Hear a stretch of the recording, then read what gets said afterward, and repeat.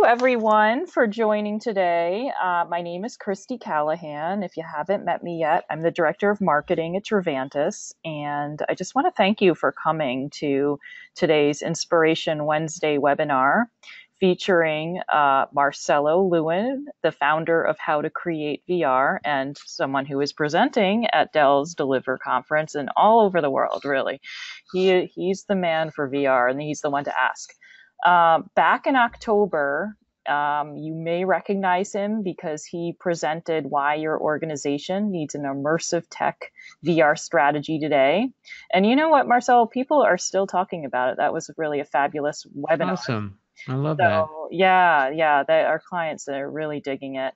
And so if any of you who have joined today haven't seen it yet, you can find it on the homepage of Trivantis.com. We put some of our greatest hits. If you scroll halfway down the page, check it out anytime. And then, for those of you who joined early, I was just asking Marcelo questions about how he got started VR and more about his background, which is really extensive and impressive. And, without further ado, I'm just really excited to see that we have a big crowd gathering today. We have over 500 people signed up. We're going to have some great discussions today. And feel free to chat me anytime. I'll try to chime in and get to your questions. And, Marcelo, I might interrupt you here and there if that's okay. And that's perfect. Yeah. But, maybe just to get a sense of our audience, since we've got people signing on, I'm going to launch a poll. And here we go. I'm going to select a poll to launch. And this will actually help you all. This will actually help Marcelo really in understanding where you are in your journey with 360 video. And I'm going to guess that, based on some of the numbers I'm seeing so far, that about half of you are pretty new to it. And then there are, of course, some people who've dabbled in it. And since this is a pretty hot trend, I'm willing to bet that some people have a 360 video camera sitting in a box collecting dust. And that happens because I know we all get so busy. So let's give this a few minutes. Okay, so far, I'm getting more than half of all people pretty unfamiliar. So this is good. Okay. All right, so far we've got 51%. I'm unfamiliar but like to learn. We've got about 18%. I'm ready to get started. All right, I like those people. Yeah. And then, yep, of course, there's 10%. I bought a camera. It's sitting in a box still. And Marcelo can definitely help you with that. And then there's people, about 20% of people are already filming, but there's always ways that we can make our content better. So I'm sure you'll be covering that too. All right. Well, let me close the poll if that's okay. And then I will turn it over to you, Marcelo. Let's see. Okay. Okay, here we go. Where are you not? Cup. Okay. All right. Actually, Marcelo, do you have? I'm already showing the screen. You're already showing the screen. Okay, perfect. Let's just make sure. Can everybody hear me okay? And also, can everybody see the screen? It should be on the slide that says Introduction to 360 Video Creation. Maybe just raise your hand. Click on the raise your hand, just so we know that everything is fine. You can hear me and you can see the slides. Are we good? I think so. I think I'm getting some yeses. Okay, fantastic. And one more thing before we start. Yes, we are recording this session. I'm going to send out the video to y'all tomorrow. So, all right. Well, great. Well, I'll just have you take it away, Marcelo, if that's okay with you. Sounds good to me. Thank you so much, Christy. I appreciate that. Everybody, welcome to the Introduction to 360 Video Creation webinar. In partnership with Trivantis, also known as Scenario VR. Thank you for inviting me back here. I always love working with you guys. Also, remember, if you have any questions, just type them in the question box. Christy will jump in and interrupt me, and I have absolutely no problem answering questions as we go along. So let me go through here. This There is no prerequisite for this presentation. No knowledge of 360 video is required. For those of you that are extremely knowledgeable, and if I say something wrong, just ignore it. Don't worry about it. I'll correct it in post-production. No, I'm kidding. So hopefully I don't say anything wrong, but keep me honest. So that's me. I'm Marcelo Lewin. There's my email address. I'm the founder of howtocreatevr.com. I'm also an immersive content evangelist, producer, and creator. I'm a huge believer, as some of you were just on the pre-webinar, we were just chatting away, and I'm a huge believer of virtual reality and its future as the fourth wave of the computing platform. Also, I love to build VR experiences, focus on customer training, L&D, e-learning, etc. Real quick, howtocreatevr.com, the tagline, discover VR, learn VR, and then go and create it. And I'll show you real quick here. I'm going to jump into my open windows already. Real quick, you can get, once you go to howtocreatevr.com, the only thing you have to do is click on register for free. Once you do that, you'll have access, you'll go to the library, and then you have access to tutorials, lots and lots of tutorials. You're probably going to recognize this tutorial using Scenario VR to create VR e-learning experiences. That looks familiar. Right, with John Blackman, right? So you guys were here. Right. Lots of podcasts, lots of them. Yeah, I mean, like really good ones 50 too. some odd episodes with everybody in the industry. So definitely check it out. Also, live events I'm doing, they're not webinars like this. They're live events inside of virtual reality using AltSpace VR. So go there, just click on any of them, and you can sign up for free, and they're inside of virtual reality. So you'll need an account in AltSpace VR for that. The internet is running slow, so we'll leave it.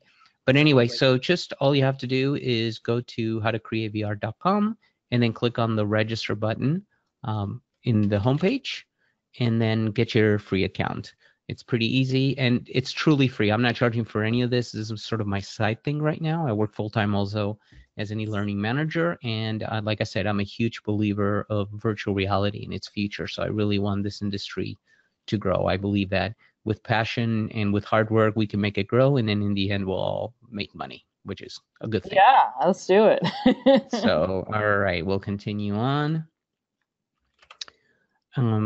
Yeah, I already mentioned live events in virtual reality. So just go to howtocreatevr.com/AltSpaceVR, and you can subscribe to the channel, and then you'll get all the live events. I have tons of events coming up: fireside chats, interviews, presentations, all in virtual reality. Yeah, you've got a packed dance card, I have to say.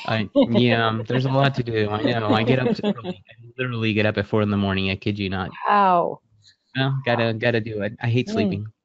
So here's the contact information. Not only for me, you can contact me, register for free at howtocreatevr.com, subscribe to my channel, but also if you guys want to get Scenario VR, obviously, you know, I'm in partnership with Trivantis here. I'm getting no money out of this. I out of all the tools out there that does what Scenario does, I think Scenario is one of the best ones. So definitely check it out. Get a trial if you haven't tried it out.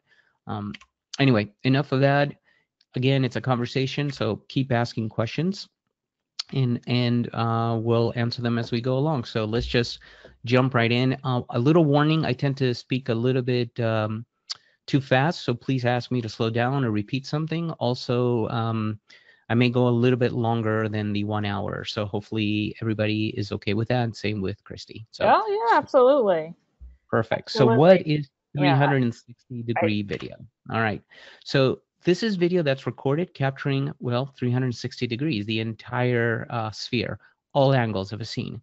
And usually you will use, as you can see here, multiple cameras, or you will use a single camera with multiple lenses. And actually the newer ones are more like that. This is sort of the older school ones where you would put the rig together of multiple regular cameras and then stitch them all together. Now you have one camera that will have either 2 lenses or 4 lenses or 8 lenses or 16 lenses, it doesn't matter, but they usually come into one camera rig now. So that's really the essence of 360 video. You're capturing everything around that sphere. So what's the difference? And you're going to hear this, and this is sort of an industry battle going on. People will say, oh, I'm in VR, and then you find out, well, they're doing 360 video. And it's true and it's not true, and I'll explain. So what are all these terms here? So VR stands for virtual reality. Okay, and what VR means is it's a fully immersive. The environment that you exist in reality disappears completely. You're immersed into some other world, okay? Now, usually to quote unquote, for this to be true virtual reality, it has to be computer generated, not videotaped. But people argue about this, and I don't want to get into that. It really doesn't matter to me. Then you have what's called augmented reality, AR, or MR, which is called mixed reality. Again, there's arguments back and forth on what's the difference between them. The way I see the difference between AR and MR is AR is full reality with information augmented on top of it, as you can see in the iPhone there. Whereas mixed reality is your full reality with augmented objects and information on top of it, but the virtual objects know of and can interact with the real world objects in your scene. So for example, let's say I'm pointing my iPhone at a real table in my room. It's a physical real table that exists there, but I have a virtual ball that I can grab and throw at that table. That virtual ball would actually know that that real table in the reality exists, and it'll bounce off of it. So that's considered more mixed reality versus AR, which is just more augmented information, but they don't really know of each other, meaning the real world stuff and the virtual stuff that's on top of it. Now, keep it in mind, some people will say, no, that's AR too. And other people say, no, that's MR. It doesn't matter. You have VR is complete immersion into, and you disappear from your reality. And AR and MR is basically the mixture of reality and augmented virtual objects. Then you have 360 video. And 360 video, as I told you before, is basically videotaping a scene in full 360 sphere. Think of it as a sphere, and I'm going to show you that in just a second. The final term that you need to be aware of is XR. I personally don't like it, but XR basically stands for X, the variable X, and anything else. So like X would be V or A or M, or anything else in the future. So XR is an umbrella for VR, AR, MR, and 360 video. I personally like, yeah, you were going to Oh, ask something? sorry. I was going to ask you a couple questions just Go very for it. quickly Yeah. because I had a question from Jonathan here. How is VR different from volumetric? Oh, that's a really good question. Or that's a really good question. So volumetric video is capturing a person or a scene, capturing a scene with real video, but then taking that, creating like a mesh out of that, and mapping it into a 3D, a virtual 3D created scene. So you have the texture and in the volume of that person that you can walk around. And move in and out and see it from all different angles. But that requires that you use lots of cameras circling the person, and then you bring that into a 3D scene and you map it to an object, and then the participant in the goggles can actually walk around that person. So it's a lot more involved. But that is truly the future, and I'm going to talk a little bit about that in just a minute. Cool. So call it whatever you guys want to call it. I call it VR. To me, for example, my site, howtocreatevr.com, is not just about VR, it's about everything. So I use VR as a general term. I think it's a cooler term than XR. So Cool. All right. And also, and then somebody also asked a couple more questions. sure. For mixed reality, do you need a scan code, or should it detect all the objects and then it generates new content? Yes and yes. Okay. So there's you can have a scan code. There are ways where you use a scan code, and the scan code then triggers basically your application. Think of a scan code as a shortcut on Windows, right?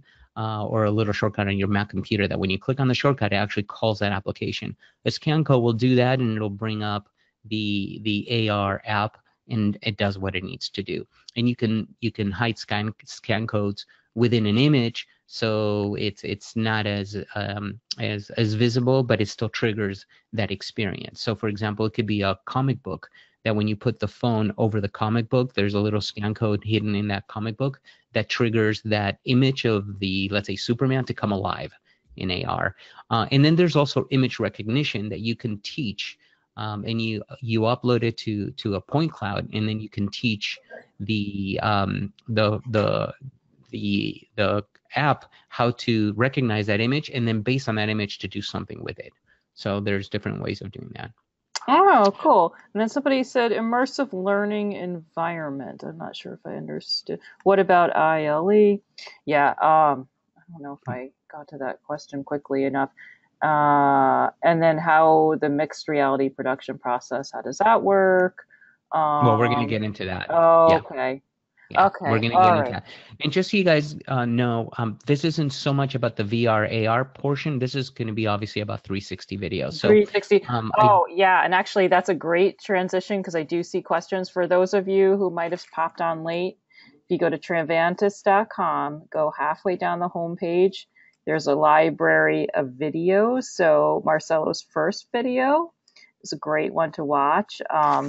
If you haven't seen it yet, he presented why your organization needs an immersive tech and VR strategy today. So just scroll halfway down the page and you'll be able to see it there. All Yeah, right, great. yeah. And of course you can go to howtocreatevr.com Yeah, and there's a absolutely. lot more there too. Yeah. Absolutely. All right, So cool. anyway, Awesome. I'll continue on here. Mhm. So when should you shoot 360 video versus what we call traditional 2D flat video, whatever you want to call it, right? Old school video, I don't know. So the key for me, the key to 360 video is when you want the viewers, and I'm actually going to change the word viewers to participants, when you want them to experience the story. Right now, you're watching this presentation, this live webinar, you're outside of the environment. Your monitor is in front of you, and you're just watching this. You are actually a viewer. But when you want the person to experience the actual scene, when you want them in the middle of it, that's when you want to shoot 360 video. Please, please, please, please, please, don't shoot 360. Don't shoot a flat video for 360 and think that that's enough. We don't want to watch just a regular Netflix movie in 360. It just, you've got to use 360 for what it's truly powerful for, which is for letting people experience the actual content. So again, another reason is when you want them to feel empathy. VR is a great empathy machine. So if you put them, for example, if you have a video, if you're teaching sexual harassment, right, and you're watching two people from outside of the monitor, yeah, it's cool. Okay, I get it. You shouldn't do that. But if now you're inside the HMD, the head-mounted display, which I'm going to go into a little bit later, but you're inside there, and you're the one now being sexually harassed, all of a sudden now you understand what it feels like, because it's the person is in your face doing whatever they were doing in the flat video. Much different. So when you want the viewers to feel empathy, it's a great reason to do 360 video. Also, when you want people to explore the environment, be able to look around, and I'm going to give you some examples in a second, but if you want people to really look around and explore, because there's something interesting behind me, right? Then 360 video is great. Don't shoot a presentation of a person in 360, because when I turn around, there's nothing behind me. That's boring. There's no need for 360 there. So what are some real world examples? Well, introducing someone to a new location for a travel video, fantastic reason to do a 360 video. From a training perspective, you have multiple offices. And I'll give you a link to a corporate tour that I did, corporate environment tour for my company that I did using Scenario VR. But you want people to understand location, see what they're getting themselves into. 360 is perfect for that. When you're teaching someone to deal with a customer, 360 is fantastic for that. And in fact, it is so powerful that Walmart bought 17,000 Oculus Go's and sent it to all of their stores, and they're training over 1 million of their employees using Oculus Go and training them on how to deal with customers during Black Fridays, how to set up merchandising, all sorts of training, all using 360 video, not CG, but 360, not full VR, as we all know what that means, but using 360 video. So definitely, when you're teaching somebody something, it's a great way. Also, when you want people in the middle of the news event, right now, look at this photo. I'm watching whatever's happening there, right? Yeah, it seems interesting. It seems powerful. Obviously, something's going on. But imagine yourself in the middle of there. When you see people you turn to your left and you see you know, the armed forces on one side, and you turn to your right and you see the other people on the other side, and you're right in the middle of that. Imagine being able to experience that news event. Much more powerful. And the final reason to do a 360, which a lot of people are doing right now, is narrative stories. Now, here's the deal with narrative stories. It's still not a proven type of 360 video yet. People are playing with it. People are experimenting with it. There is no language of cinema like you have today with traditional cinema. So it's kind of nice and it's kind of bad, right? Because if you're starting out and you don't care to set the standards, then and you're looking for guidance, you're not going to find any to create narrative stories. You're going to have to really make your own. Now, having said that, I want to show you there are some narratives, stories that I highly recommend you guys check it out, and they range in what you do. But Apollo 11 is an amazing one. If you've watched, I think it's called First Man. Definitely after watching that, go and check out Apollo 11. Amazing experience. Another one, and this one, somebody asked about volumetric video. This one is another story that is really good, but the reason it's so great is because this is volumetric video. This is not CG people. These were actually shot with a camera volumetrically and then placed in a CG environment over a CG character. Another great one, if you watch the movie Coco, this is a great experience to watch and understand how they create stories. Now, keep in mind, I'm showing you stuff that's actually CG generated versus 360, and I'll show you one in a minute. But it's important that you watch these because you can bring a lot of these techniques over into 360. Dear Angelica is amazing. This was created inside of VR. I'm trying to remember what tool they used to create it. I don't remember if it was, it's not Oculus, oh, Quilt. I believe they used Quilt. So they actually created this story inside of Oculus Quilt and then exported it into a VR experience. This is another great one, Oculus Lost, that you might want to check out. These are all narrative experiences. This one, definitely check it out. And the reason I say that is I actually have these guys on my podcast, so you might want to look it up and listen to how they did this. What they've done is they shot 360 video, but they added interactivity, a lot of interactivity, which normally 360 video, there's not much you can do from an interactive perspective. So definitely check it out. Learn how there's a lot of branching going on here. Very, very interesting. This is another good one, The Great Sea. Highly recommended, full CG. And then finally, one of my favorite ones, I interviewed everybody in this in this cast. I interviewed the director, the lead actress, and another actress. It's called The Invisible Hours. And the beautiful thing about this is, to me, this is the future of cinematic VR. You get to follow whichever character you want. So a character can be the lead character or the background character, depending on you. So if I'm following her and I get bored of her, I can follow him. But they all tell me stories that lead me to the main story. So these are really interesting ones. All right, we'll continue on. All right, so what are the types of 360-degree videos that you can shoot? You have both monoscopic and stereoscopic, just like you do in 2D. This is a monoscopic camera. You shoot with, there's no depth, right? Personally, I prefer monoscopic just because 3D doesn't work well for me, but some people live and die by 3D. Then you have the ones that you shoot with 3D. So they usually have two lenses per camera or two lenses. So if you have a camera that has the traditional 360 camera will have a lens in the front and a lens in the back. So you'll have two lenses in the front, two lenses in the back. Some will have 4, some will have 8, some will have like the Titan one. The I believe it's the Insta360 Titan, I think is 16 lenses. So it's 8 lenses or 8 eyes basically, right? 16 lenses. And that gives you depth. Obviously 3D gives you a bit more depth, but it's not depth in the it's simulated depth, right? In other words, it feels like there's depth there, but I can't move inside of it. That's where light field cinematography comes in. Light field cinematography, you basically are shooting with a single lens, but you're shooting depth information, okay? And then this allows you to, like in post-production, you can focus different locations later. You can actually move in and out of the actual scene. But this isn't ready for prime time. In fact, it's far from that.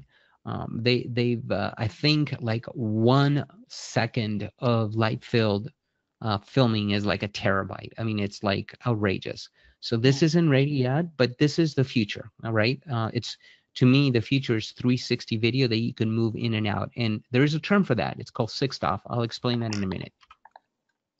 So there you go. See, foretold the future here. So another term you guys should know is, and I'll pause real quick before I jump into this. Any other questions I should be answering there? You Or we're know, good? let me see the ones that are, some of them we can cover later because I know some people were feeling like if there's too many questions that it's going to slow down the Perfect. presentation too much. All right. Well, I tend to So go we can fast. probably So hold out. Yeah, so we can right. probably hold off on some of them if that's okay. Sounds good. Oh, sounds good to me. All right. So these two terms you need to know: 3DOF versus 6DOF. So 3DOF. DOF stands for degrees of freedom. 3 degrees of freedom is what 360 video is.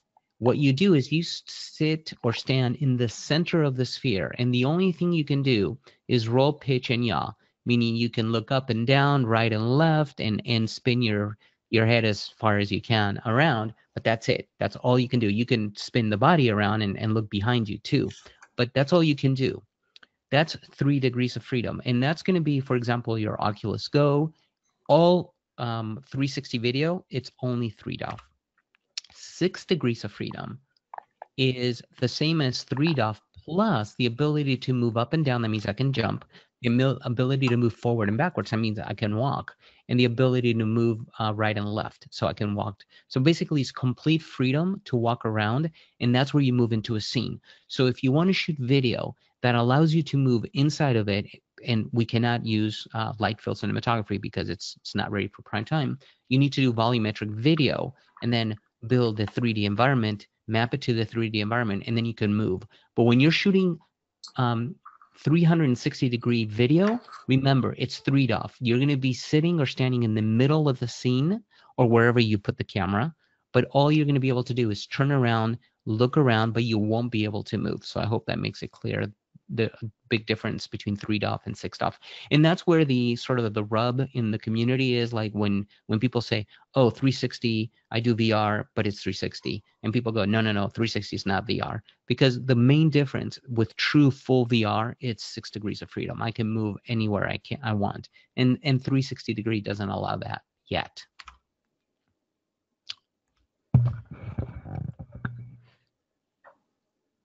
All righty. So how do you watch 360-degree video?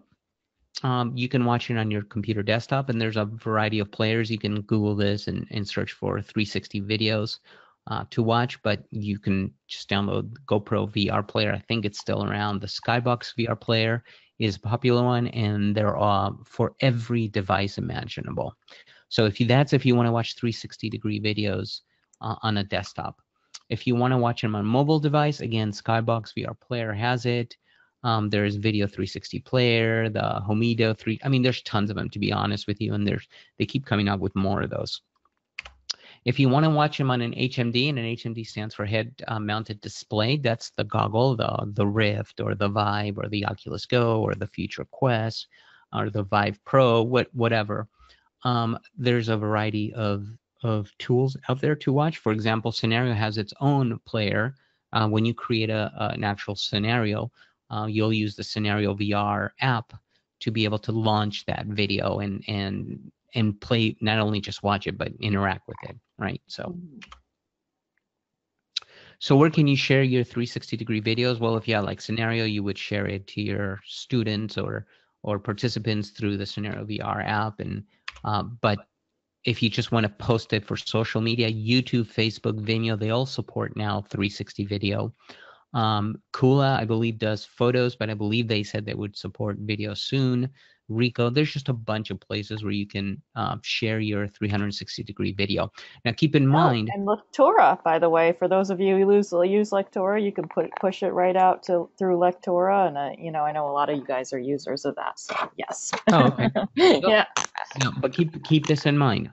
So adding interactivity, for example, through Scenario, VR, or any other app that you use to build your interactive portion of the 360 video, that doesn't play in these players. That you need the player of the app that created that interactivity. So for Scenario VR, to play a video with all the interactivity where I can click, I can move from room to room, scene to scene, you're going to need the Scenario VR player or the browser. If you use another app, you're going to need their player. Taking a Scenario VR final scene with all the interactivity and trying to play it inside of, let's say, YouTube, that's not going to work. So keep that in mind. All right, so what is stitching? This is the big thing that you need to do when you shoot video, when you shoot 360 video. Remember, there's multiple lenses. There could be 2 lenses, there could be 8 lenses, it could be 16 lenses. So stitching does what the word means. It's really just stitching all of the footage shot on the multiple cameras or the multiple lenses into one seamless video. And I say mostly because stitching is both a technology, but it's also an art. And a good stitcher, which I am not, but a good stitcher will perform miracles. But the reality is today, the cameras are so advanced that a lot of them will just auto stitch, and they do a really, really good job. But when you get into 16 channels or 16 lenses, you really want a good stitcher artist to do it the right way. So let me show you before I get into equirectangular. This is, for example, using the E360 4K camera. I get two circular, like spheres, right? This is the front of the camera. This is the back of the camera. You can see in the front, that's me right there. And there is, a slate that we were about to start. And then behind, we have the production assistant, and she's holding a teleprompter. So we're shooting, and there's the camera right there. You can see the tripod, and obviously the camera is right there. So right here, we're actually shooting, we're actually unstitched video. So what is equirectangular projection? That's taking those spheres and flattening it out. So you have to flatten it out. That's called an equirectangular video. Now you need to convert these two are not editable format. You cannot bring this into Adobe Premiere Pro and edit, but you can bring this. So the stitching process will take all your spheres, stitch them together, flatten them out, and then stitch them together into one final equirectangular image that includes all of the lenses that you shot with. Okay. Alrighty. So what is FOV? Stands for field of view, and this is the portion of the video in the 360 sphere that a viewer sees at one time. So remember, there's an entire sphere. Let me go back here. There's an entire sphere, but there's only a portion of that sphere that a viewer will see at one time, right? They can't see everything at once. That's your FOV. So for example, we have, I believe, 200 degrees FOV as humans. The Rift and the Vive have around 100 degrees FOV. So you want to simulate your FOV when you're editing so you know exactly what it is that they're going to be seeing. So the big question that I get all the time is, my camera is a 360 camera and it says 4K, but I watch 4K video, flat traditional video, and it looks so good. And then I look at this 4K 360 video and it just doesn't look good. It looks like, I don't know, it looks like 720p. Why? Yep. Why? Well, this is why. 4K refers to the entire resolution of the video covering this entire sphere. So that equirectangular, if we go back to this image, oop, sorry, I'm going the wrong way. Spoilers. If we go back to this image, this is a 4K image, right? This 4K image, now we're going to go back to the sphere. I'm sitting right in the center here. That 4K image, equirectangular, is mapped inside of the sphere all over.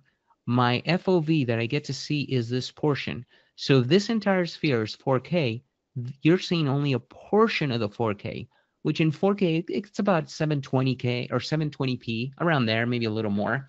So what does that mean? That means if you want to get to to get resolution that's 4K here, where the viewer sees or looks at, you need 11K, 16K. So that's why you're seeing cameras that are coming out like the Insta360 Titan, which I believe is 11K, coming out with super high resolutions.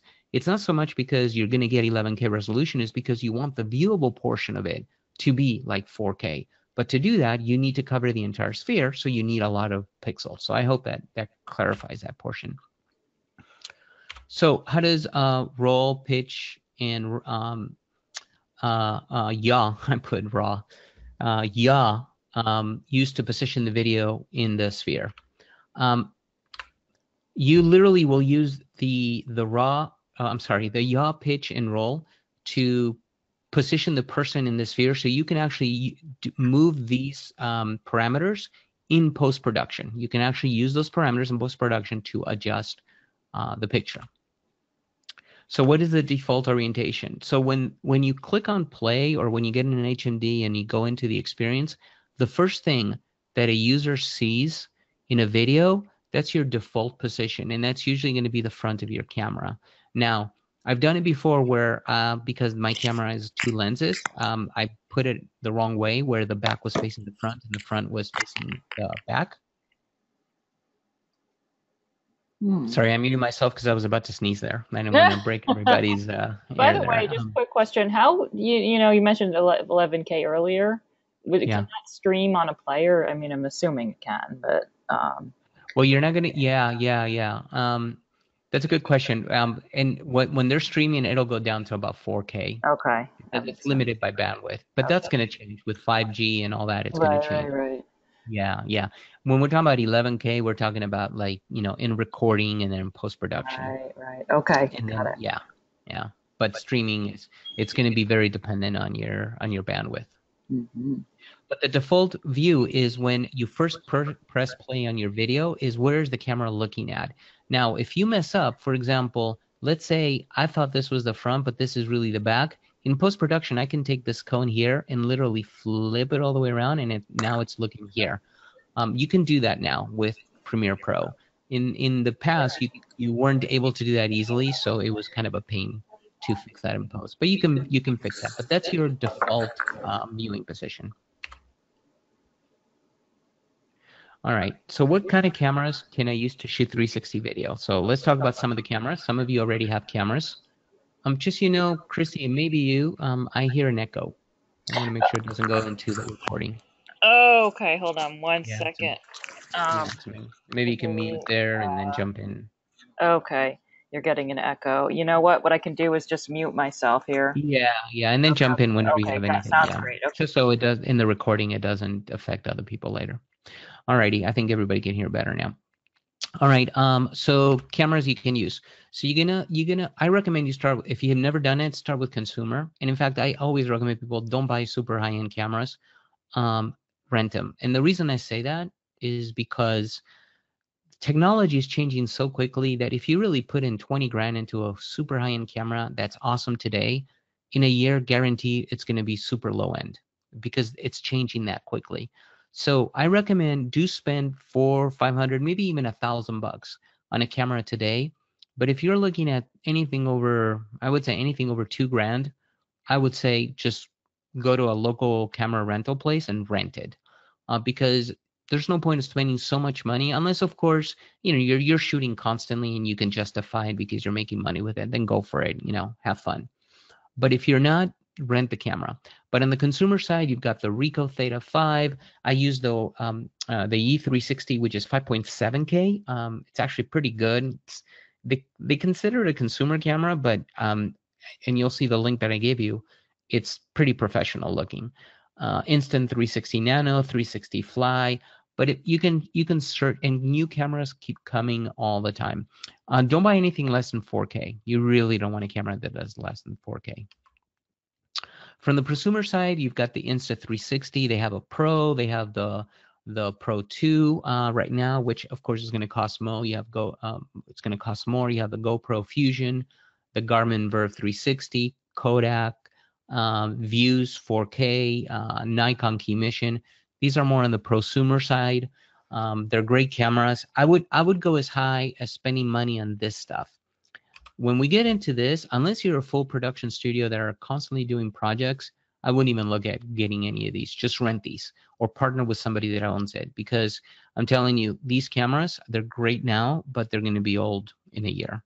So, and of course, as you go, you can see right here, this is the Samsung round camera. It's 3D. It shoots 3D. So you have 2 lenses, right?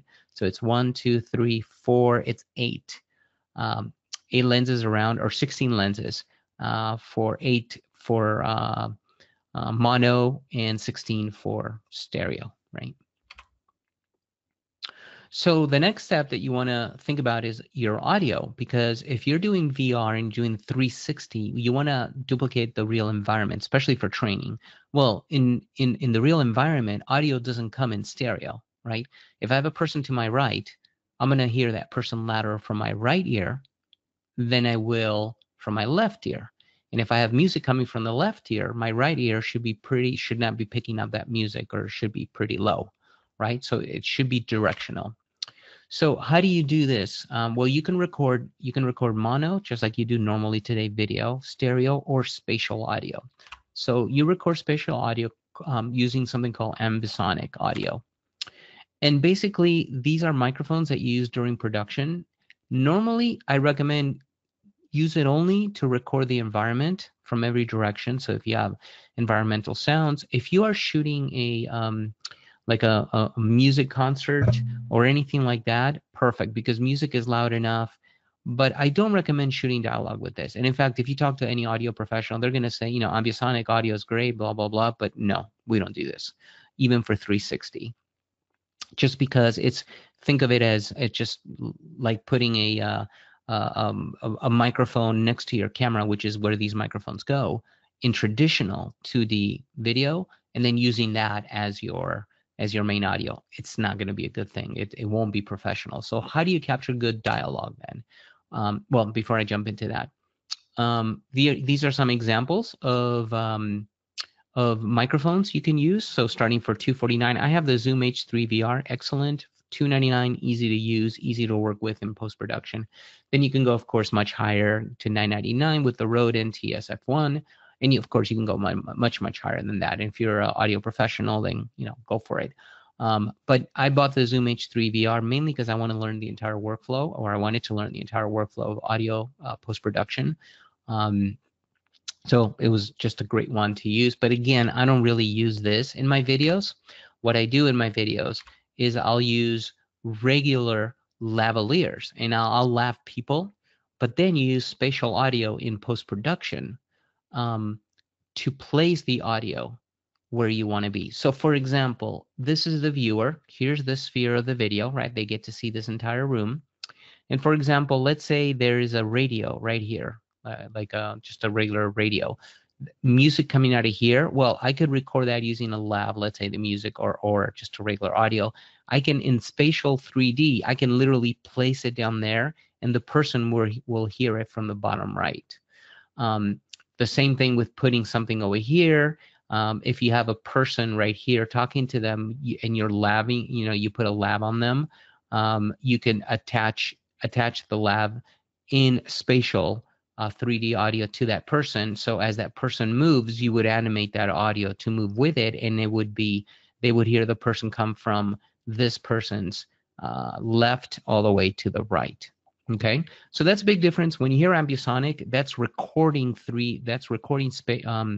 directional audio during production. When you're talking about spatial 3D audio, in general, you're talking about taking any audio, including your ambisonic, and then placing it in a 3D sphere, which you can do easily, well, not easily, but which you can do in post-production.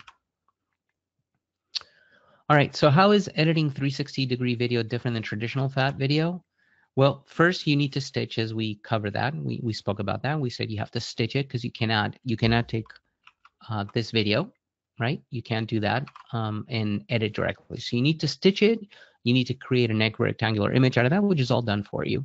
Then you can edit that then you can edit that image in its raw format.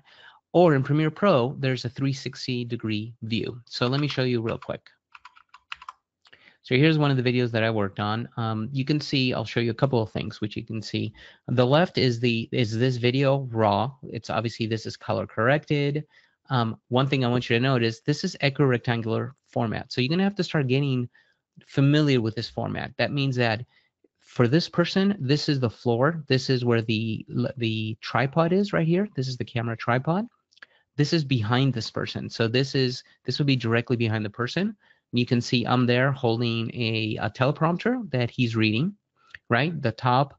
And when you're doing anything in post-production, when you're doing any color correcting or anything, you cannot color correct in 360 view. You have to color correct in equirectangular format, which means that if you're going to color correct the let's say the ceiling, you're going to have to mask out certain things, and you're working in equirectangular format.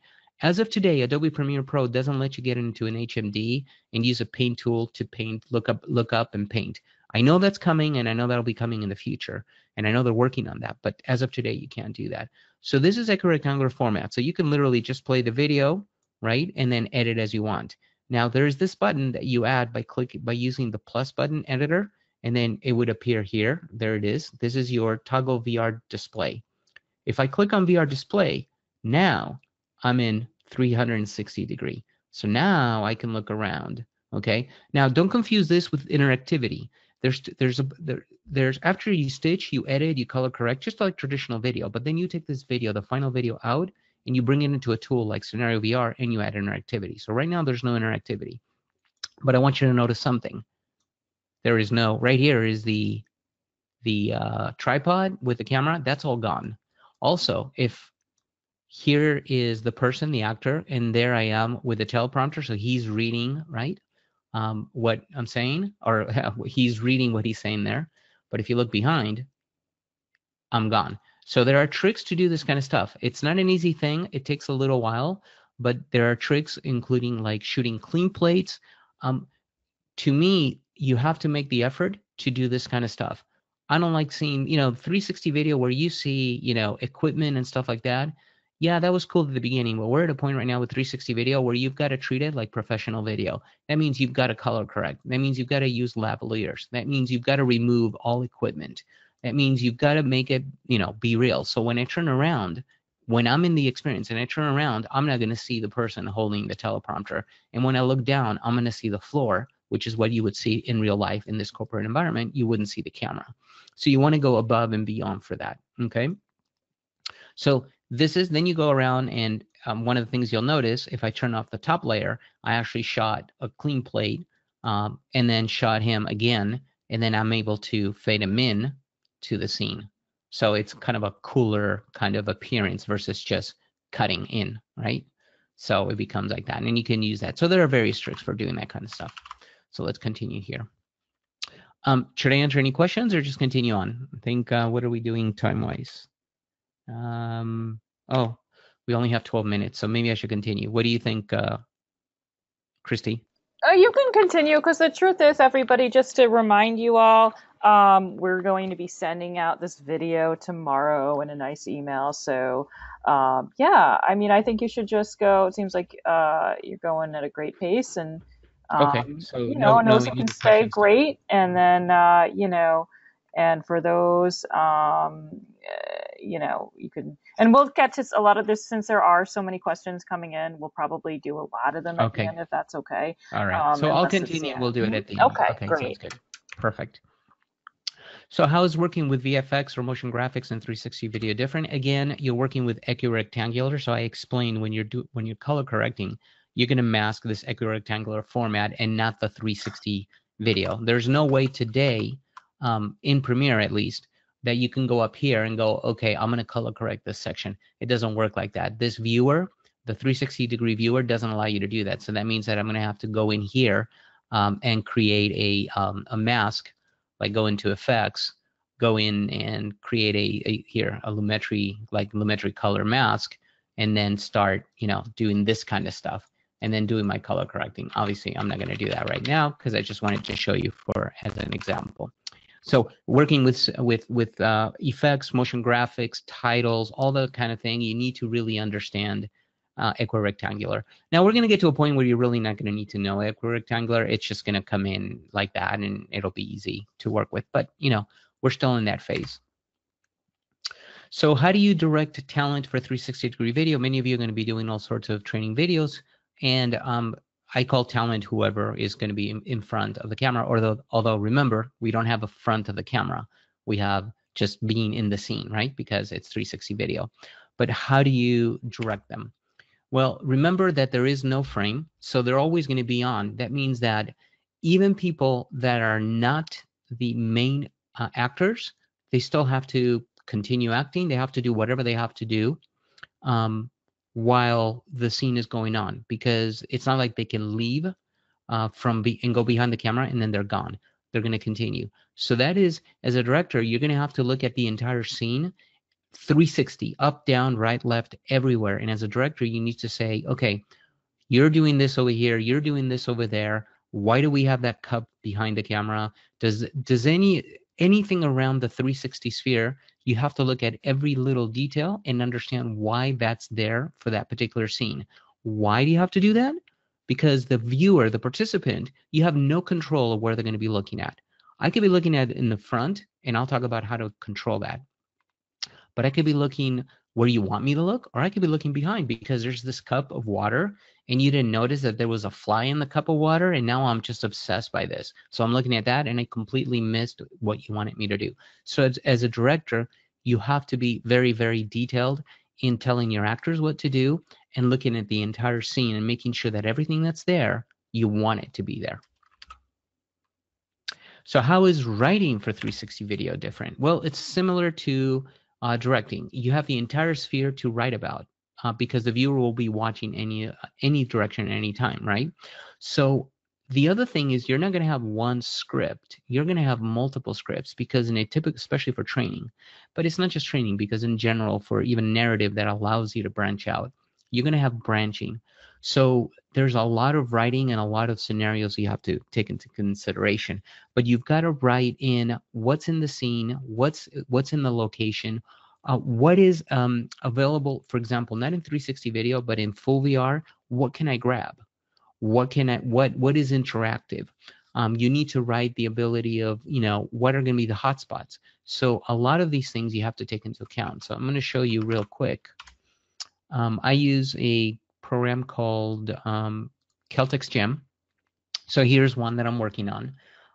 It's for delivering and receiving feedback. This is for L&D. So I'll show you. Let me just bring this up real quick. So here's a branching scenario, right? That starts with the main menu that goes into where the user will choose the presentation plays, and then they get to give feedback, and they have various scenarios depending on what they choose that will happen. So there's a lot of branching. Keeping track of this in one document is a major pain. So I use, and I'm not pushing them, and I'm not making any money with this. I mean, I push them in the sense that I find this tool really helpful, but that's about it, and it's Celtix. So for example, I can click on the presentation box, and you can see right here that here's the script for the presentation box. And then you can see that it throws you into other boxes. So for example, I can look at this box, which is going to be the obnoxious aggression feedback voiceover. And there's the script for that. Or I can look at the aggression feedback impact. This is what happens after we give the feedback. So there's what it is. So when you're writing for VR, you're going to be doing a lot of branching like this. And you need to, whether you use this tool or not, you need to track this somehow. Some people, what they do is they'll use a workflow app just to create these boxes, and then they'll attach that to like a Google Doc for each. I find this a little bit easier for me. But again, it doesn't matter what tool you use. Writing for VR, you're going to have to take a lot of this stuff into consideration. It's not just like writing flat video, because you're writing not just for the shooting aspect of it, like what are you shooting, how do what do the actors do, but also what happens from the interactivity point of view. So that's really important. All right, I'll continue on. So how is acting for 360 video different? There is no frame. at all, right? So for the actor, in other words, the talent that you're going to have in your video, you need to tell them you're going to be on. You will always be on. So until we say, you know, cut, you're on, and you have to continue playing the part, whether you're the focus or not. So that's one thing that an actor needs to take into account. The other thing that they need to understand is that sometimes they may be the lead, and other times, even though they're the lead, they may be the background. Why is that? Because I, as the participant inside of the HMD, may choose not to look at that lead person. I may choose to focus on something else that's happening in the scene. So I may be looking somewhere else. So that means, or when actors change and one responds to the other, and they all of a sudden become the background, they need to have a backstory so they know how to continue acting. Because again, they never walk out of frame. They're always in frame. So that's really important that your actor understands that, your talent understands that when you say action and you're shooting, they're going to continue. They need to continue whether they're the focus or not. They need to continue doing what feels natural for that scene. Oh, yeah. And a lot of people say, and it's true, it's closer to theater acting. Obviously, because you have the 360-degree sphere. So how is shooting? I mean, you pretty much get the gist now. There is no frame anymore. You have to literally say action, and then you run. You hide. You literally have to find places to hide. When I would shoot a clean plate, I would say action, and I tell everybody, okay, leave. They would hide. Then they all run back in, get into position, start acting. I'm behind, because with cameras, you have a iPhone, or you have some sort of remote viewer that you can see what's going on with the camera. Same with the audio. So I would, sorry, I had a little problem here. Okay. I would run behind and then hide, get it going, monitor what's going on, and then when the whole scene is done, say cut, and then we're back in. So you literally need to hide. Now, sometimes you may not be able to hide. So you need to find places where you maybe hide under a table or behind a tree, or all of a sudden you are part of the acting crew. You need to, if you're going to be the director and there's no way to hide, you got to figure out, okay, how do I incorporate myself into the scene so I become part of the scene? You may not, maybe you're not saying anything, but you're still part of that scene. So also, there's no frame in shot, right? You're not going to do close-ups and wide angles and low angle. You're not doing any of that stuff. Why? Because the camera represents the participant, and they're in that scene, in that location. So the thing you need to understand is, where do you want to put the camera? Because wherever you put the camera is where the participant will be. So don't put the camera against a wall and then put the user or the participant against the wall. When they turn around, the wall is like 2 inches away from their face. Don't do that. Also, don't get the actor in front of the camera, like, 6 inches away from the camera. It's very uncomfortable for the viewer. First of all, they're going to go cross-eyed. Kid you not, it's for real. That's actually going to hurt. And second, it feels very uncomfortable. I don't know if any of you have tried chats in VR, but there is this personal space, just like in real life, that you've got to respect, because even though it may be virtual, because virtual reality is so real, it feels so real, that people get uncomfortable with it. So make sure you respect that distance. So usually it's about 5 feet that you keep the distance away from the camera.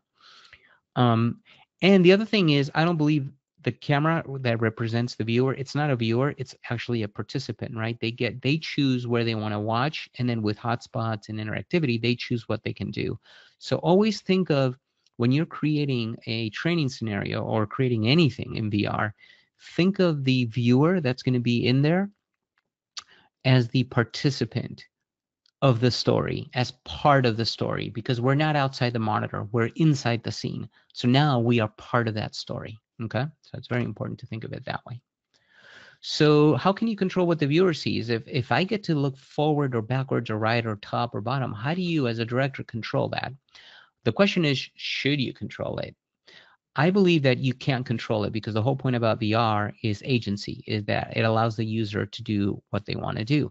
However, you can encourage them to look at where you want them to look by using audio cues. So for example, if I go like this, like I just clapped really loud, to the right of myself, of course, I'm quickly going to turn around and react. And I'm like, what was that? Well, that's an audio cue that I can use. I can put music to the left of them and maybe it'll make them look. Or I can have actors in front of me point at something in the sky behind me and go, oh my God. All of a sudden, I turn around and look at that, right? So you can use all sorts of effects and cues to encourage the user, to guide them to where you want them to look at. And the story you want them to follow. But ultimately, keep this in mind when you're writing. You do not have control over that user. Okay? They get to control their destiny, and they get to control what they look at. So that's really important, and that's a shift in the way people think when they're thinking of filmmaking, right? Oh, I'm going to do a close-up. I'm going to do a wide shot. I'm going to edit it this way, and the user sees it exactly how I want them to see it. That's not how it works in 360. Think of the viewer, the participant, as not just the editor, but also the DP, the director of photography. They get to view the angle they want to view. So we're getting pretty close here to the end. How can I add an activity to my 360 video? So after you're done shooting, stitching, editing, you export everything, you go and import that final video into an app. There's a bunch of apps where, obviously Scenario is one of the good ones out there, but there's a bunch of them out there. You can go to howtocreatevr.com under tutorials, and you'll see a bunch of them out there. I personally use Scenario VR, and again, I'm not getting any compensation for saying this at all whatsoever. I just believe that as of today, what they're putting out, there's a lot of cool interactivity that you can do in Scenario that you can't do in other places. But things change constantly, right? And I'm sure Scenario will keep up with all these changes. But there's like Wanda VR and a whole bunch of others out there that you can do.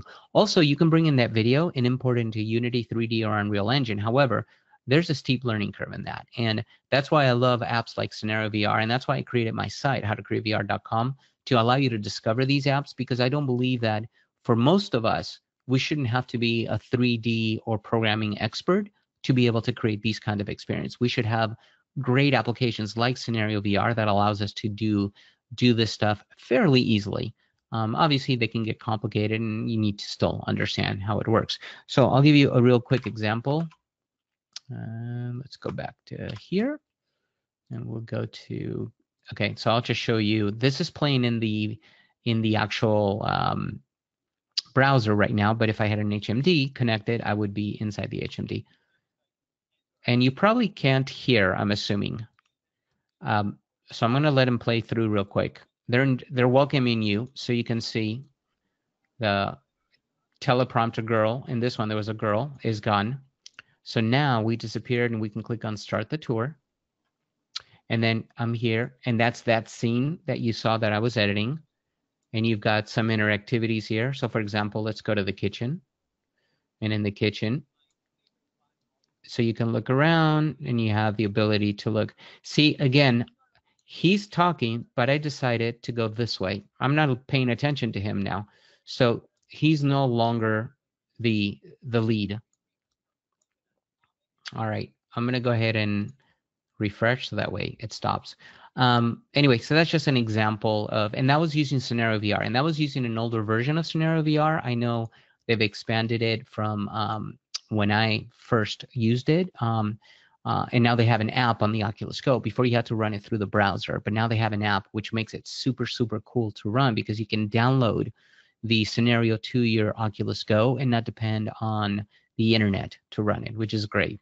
Before you had to depend on the internet to run it. That's right. And now, and actually, Scenario's now available on multiple headsets, a Rift, Daydream, a whole bunch of them. And by the way, I'm so glad that you put that link on there, because George, I know, wanted to see an example of here's the Scenario. Yep, here you go. Wow, the URL. Just go there afterwards, and you can just check it out. Yeah. Yeah, and if you have any questions, feel free to email me directly, and I'll answer how I shot it, the whole thing. I can help out, whatever, no problem at all. So, alrighty. So here's sort of a wrap up of the workflow. Remember, you're gonna shoot, you're gonna export it, you need to stitch it, then you need to edit, then you need to add your titles, then you render, then you bring it into an app to add hotspots, then you publish, then you share. Your big difference ones is going to be the stitching, obviously the editing because you're doing equirectangular, and then adding hotspots. Now, when you share, remember, if you're adding hotspots, whatever app you use to add your hotspots interactivity, when you share, they have to use that app. As of today, YouTube doesn't have any hotspots for 360 video that you can add. So, alrighty. So that pretty much covers this presentation. There was one thing I wanted to share with people because I've been asked this before, even when I've done presentations to VPs. Some of the reaction is, when you're trying to convince your VPs or whoever you're trying to convince, they may come up with some of these issues. Questions I had was like, well, what are the health risks associated with actual VR? Because I get sick. I got on VR and I was sick, and I just don't want to invest in VR if everybody's going to get sick. So I put a document together, which I don't mind sharing later on. Feel free to email me, and I'll share it with you guys. But there are a couple of things to consider for VR. One is anxiety. Excuse me. Because VR is so realistic, right? That people, for example, if you do an experience where you're literally filming somebody that's going to be, at the top of a building on a plank, right? And they're looking down and they're like, 500 or 1,000 feet up in the air, there's going to be anxiety, even though it's fake, even though they know they're in a real, on the ground here. Once they put on those HMDs, it's going to feel real. So they're going to have anxiety. So you've got to make sure you take that into account. Some people will get nauseous. So there are a couple of things you could do. I wouldn't move the camera. In fact, I hate when people move the camera. Number one, because it does get people sick. But number two is because it's hard to take a camera out that's moving. It's possible, and I actually have a tutorial on how to do that using Mocha VR on my site. But in number three, it takes away the agency, because in real life, I'm not pushed around. And remember, I'm in the HMD, so that means I'm the participant. Now you're pushing me around. Now, there are times when you could do that and it makes sense for the story, but usually don't move the camera around. Eye strain is another thing you might want to consider. Try to keep your experience kind of short, because it does strain the eyes of many people. If you're in there, I know that for me, over an hour, and I work a lot in VR, I have to take breaks. So try to keep your experiences kind of short. This is rare, but it does happen. There's nothing you can do about this except give a warning to people. Hey, are you prone to seizures? Because put a warning outside of the VR experience, put a warning inside of the VR experience, but really there's not much you can do here. And then this is something that happens to a lot of people, including happened to me and still happens to me. Loss of spatial awareness. What happens is once you're in VR, literally, and this is proven fact, users will forget they're in that room. Their brains will tell them, I'm no longer in that room wherever I am, and now I'm in this VR experience. And if in the VR experience you have, for example, a table in front of them, but in real life there's no table in front of them, keep in mind that they may put their hands because they may want to lay against the table, and they may fall. And you laugh, but I'll tell you, I did this in a game. I was so into the game that there was a ledge in front of me. I was Super Hot VR, and there's this game with a ledge in front of me, and there's guns underneath. I went down to grab a gun, and I put my hands on top of the ledge to push myself up. Well, of course, I'm in my room where there's no ledge in front of me. So when I did that, I actually fell.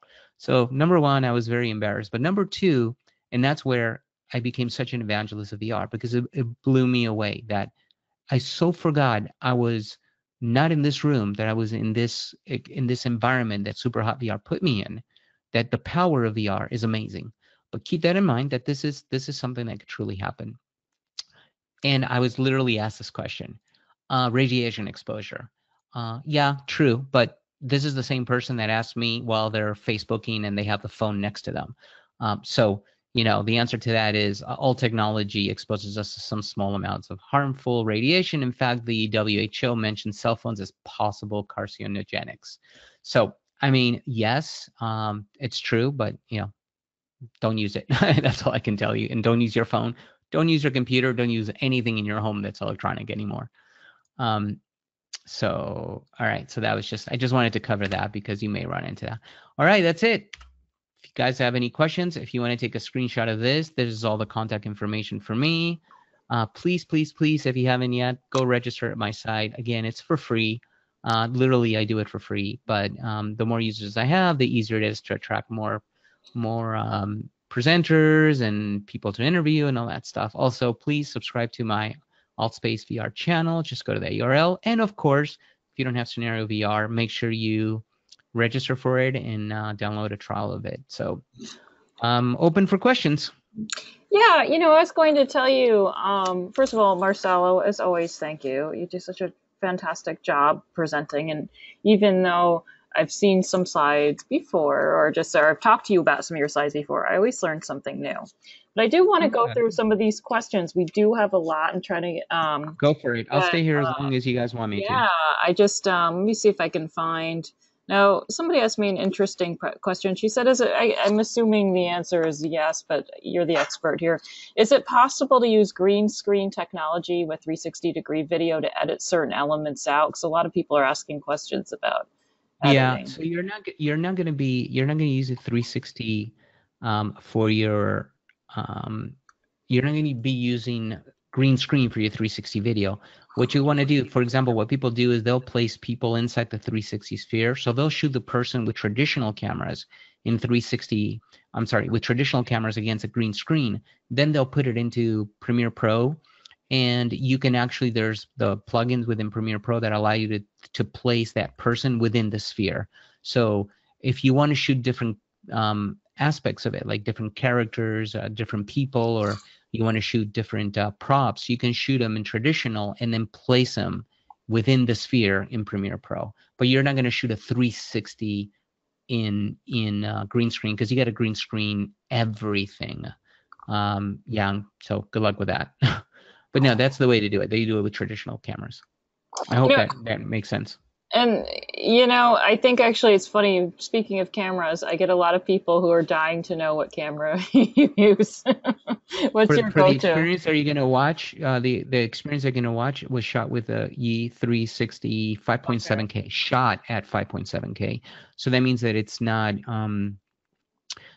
internal stitching, it's external stitching because the camera won't handle 5.7K. External. I'm looking at getting the Insta360 Pro 2 just because, I'm doing a lot more of these, so it makes sense. But again, like I mentioned before, you might want to start with something cheap. Start with the Theta 5. It'll teach you the entire workflow and then move up and then rent. That makes sense to me. And also, just so you guys know, on the Scenario VR website, if you go to the article section, John Blackman wrote a nice article on cameras, and he's pretty much saying the same thing as you are, Marcelo. He likes the Yi, and he kind of goes through some of the differences in cameras. But I think that makes a lot of sense for renting, because once you start getting into those big numbers, you're going to be committed for a while. Yeah, exactly. Okay. It says, this is interesting. It says, any way that we can capture 11K or 16K and load render only in the FOV area? So I think what you're asking is something that's about to come out. HTC Vive announced the Vive Pro Eye, which does eye tracking. And the reason that's really important is because it enables something called foveated rendering. So no, you're not going to be rendering only the FOV area. You're going to be rendering the whole thing. But with like a Vive Pro Eye, what happens is to be able to stream higher resolution, they're going to use foveated rendering. And what that means is that wherever the user is looking, because now you can track the eye with the Vive Pro Eye, wherever the user is looking, it's going to be maximum resolution right there. Everything else will be lower resolution, because in real life, if you put your finger in front of you and you look at it, that's in full resolution. Everything to the right and left on your peripherals, if you really observe, it's in much lower resolution. And foveated rendering is what's going to do that. Now, that's going to happen when the Vive Pro I comes out, it's not out yet. I actually interviewed the general manager of HTC on my podcast. Just look for the CES podcast, the first one. There's 3 episodes. Episode 1 for 2019.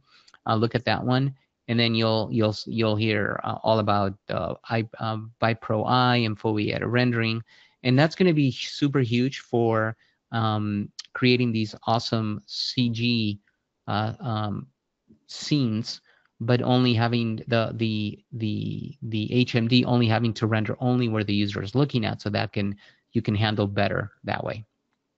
Oh, that's great. Awesome.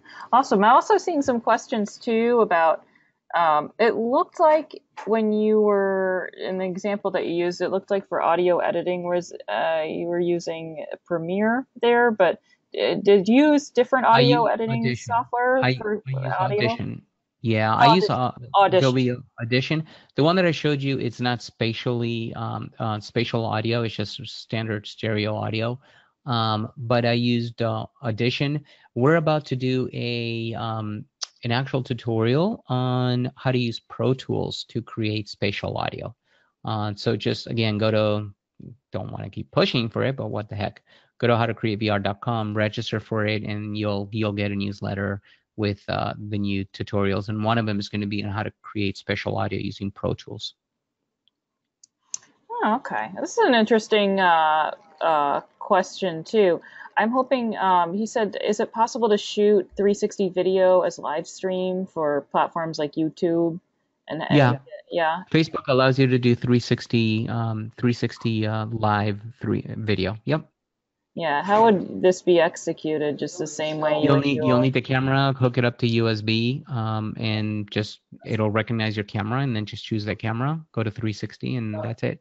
That's it. Okay. And it says, and somebody also asked, do you use a previs tool? I don't know. So for the shots, you mean? I'm assuming it's for the shots. So I use an app on my iPhone. So for the experience that you saw, we went around and looked at all the spaces and decided, okay, what are we going to shoot? Which space are we going to shoot? Because it's a big environment, and we just didn't have time to shoot the entire building. So we decided what are the important scenes to shoot, and then I captured all of that. And I'm trying to look at my iPhone here because I'm trying to remember the name of the camera. I think the name of the app, which I highly recommend. Oh, Shot List. Just Shot List, all one word. So I highly recommend it. I don't know. I'm sure they have it for Android. I have an iPhone, but I'm sure they have it for the Android. But it's called Shot List, and it's wonderful because it allows me to create a shot. I can put as many pictures as I want. So what I do is I use just my iPhone, to shoot from, back, right, and left, which gives me the 360 approximately. I don't need to shoot up and down. But I can put them all there, and then I can clump all my shots by location or however I want to shoot for the day. By location, by day, I can then print out PDFs. And actually, we did do that. And in fact, let me see real quick if I have it here. If I'm not mistaken, let me see. Yeah. So yeah, you can see right here. There you go. That was the experience. These are the 2 actors, and they work in the company too. But you could see all the shots for that location, and then shot information, and then we just printed it out of the shot list, put it up against a wall, and then flip things around and figured, okay, how we're going to shoot this, what's important to shoot here. You can add notes. So I'm assuming that's what you mean by previous, right? Like storyboarding, basically. So that's how we did it. Wow. Okay. Okay, I'm going to see if I have some other ones here. It says, okay, there's a lot of, it said, thank you for answering the previous question. Terrific. No problem. And what are the recommended export settings for 360 video to work well and maintain quality? That's a good question. That is a good question. I export for YouTube quality. There is a YouTube 4K setting, and I export to that. And to me, I get excellent output that way. I'm not a big encoder person, so there's probably a much better answer than that, to get into the encoding bit rate. But with Premiere Pro, I look at the YouTube 4K, and it works perfect. Awesome. And I'm gonna also, some of these questions I might have to ask product team, some of them about scenario VR specifically, just so y'all know. I'm gonna try and get through all these questions. It says, can you get around the share in-app hurdle using Unity or Unreal? That's an interesting question. Say that again. It says, can you get around the share in-app hurdle using Unity or Unreal? I'm not sure if I I don't understand that question. Sorry about that. That's I'm not okay. sure. You know, maybe it Maybe was they can relevant at retype it and the re-clarify it. Yeah, time. maybe they retyped it. Yeah, Yeah, sorry. sorry about that. And then, you know what, I apologize. You know, there were a lot of questions, so I think sometimes if there's a question here that was really relevant at a precise moment, some people were feeling like the interruptions were making it take too long. So, you know, Sure. so that's always a trade-off. But Yeah. this is interesting. If an actor is speaking in a scene and the participant walks in a different area, then returns to where the actor was previously, does Right. that scene speech necessarily have to restart? I'm having a hard time. So, okay, I think I'm going to assume a couple of things because obviously we don't have that person that can answer right now. So I'm assuming that I'm in this room and the person is speaking to me, and then the door to my left, which guides me to a different room, is hot. I can click on it, and then it'll take me to the next scene. And then I look to my right to click on that door again and go back, and he's saying, can the user continue speaking from where it left off? The answer is yes and no. And this is going to be more of a scenario product team. I don't know if you can do it in scenario. I know you could do it like in Unity, but that requires more coding. You can definitely do it in Unity, where you know where they left off. When you come back in, they can continue where they left off, or they can continue speaking. And when you come in, they're farther along the way.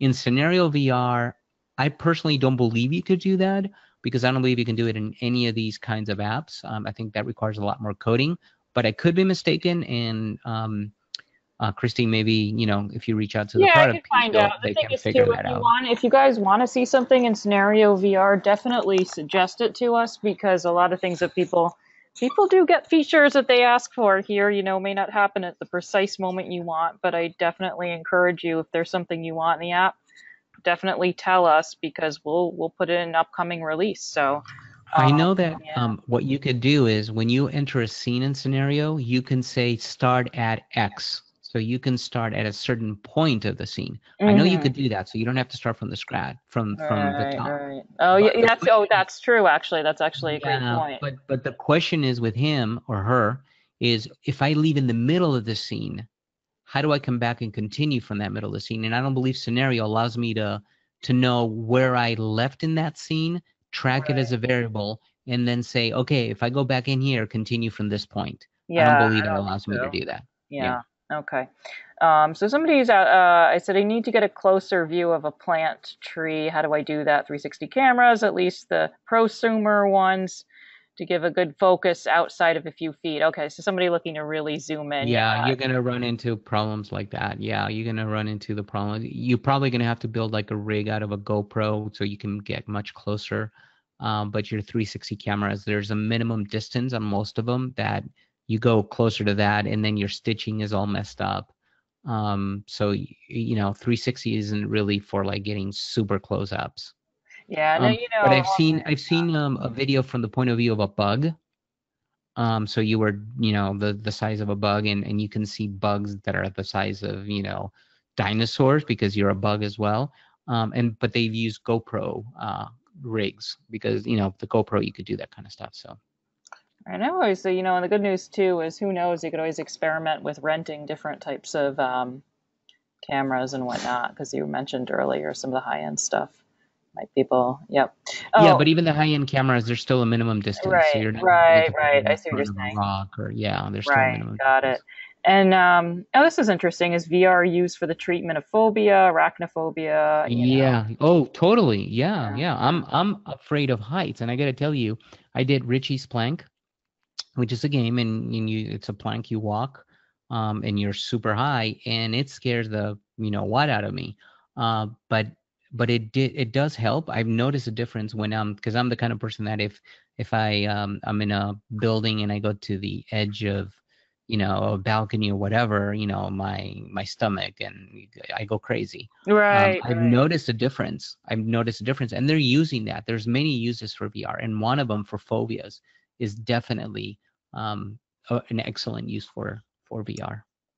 Oh, okay. Of And it's course, under a yeah. controlled environment. Right. Of course. I wouldn't put a person that's afraid of spiders inside of a experience where they're attacked by 1,000 spiders and it feels real, Right. I because bet. I can guarantee you they're going to break your equipment. Somebody else asked, is Steam the basic site where to get VR games or Oh, applications? excellent question. Yeah. All right. Yeah, good question. So you've got I do Oculus, but I also do Steam. So let me bring up Steam here. So you have both Oculus. So if you have a Rift only, or yeah, basically a Rift, then Oculus has its own store, and you can see all the experiences I have here quite a bit. That means I'm pretty broke now. um, but then you also have Steam. It's loading up. Steam is usually kind of slow. And hopefully my system doesn't crash here with all of these things open. So let me close this up. Let's bring up Steam. I think it's still opening up.